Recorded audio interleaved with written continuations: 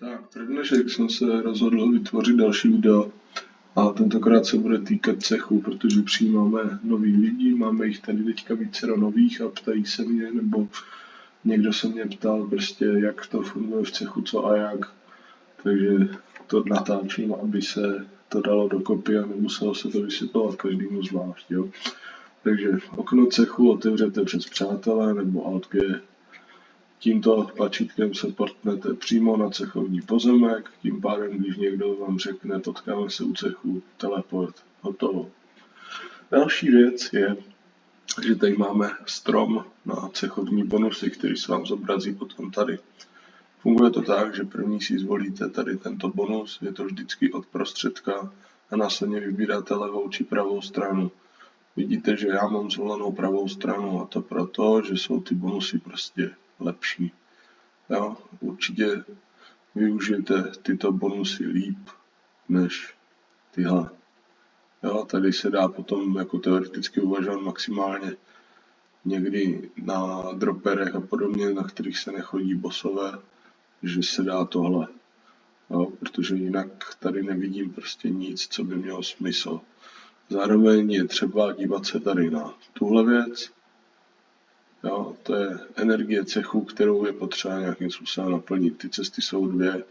Buď se to dá koupit u strážce medailí, ale to může jenom ten, kdo na to má oprávnění, anebo tím, že se dělají cechovní questy.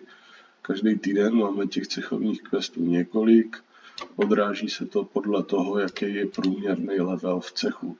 Takže teď, když máme průměrnou úroveň v cechu 89 level, tak se všechny ty úkoly dávají jakoby okolo toho levelu 90. Jo. Takže vidíte mapy 90, 90kový dungeon, jeskyně, což znamená prostě všechno se to motá vesměs okolo těch levelů. Jo. Tak vidíte, máme tam 89 teďka, takže tam máme i tyhle metiny, máme tam Azraela, že jo. Ale průměrně se to prostě motá kolem toho.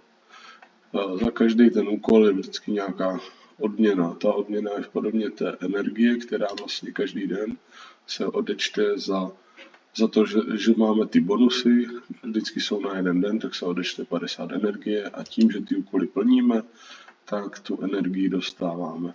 Takže když neplníte úkoly s náma, nebo nikdo neplní úkoly, tak prostě nebudou cechovní bonusy. Jo?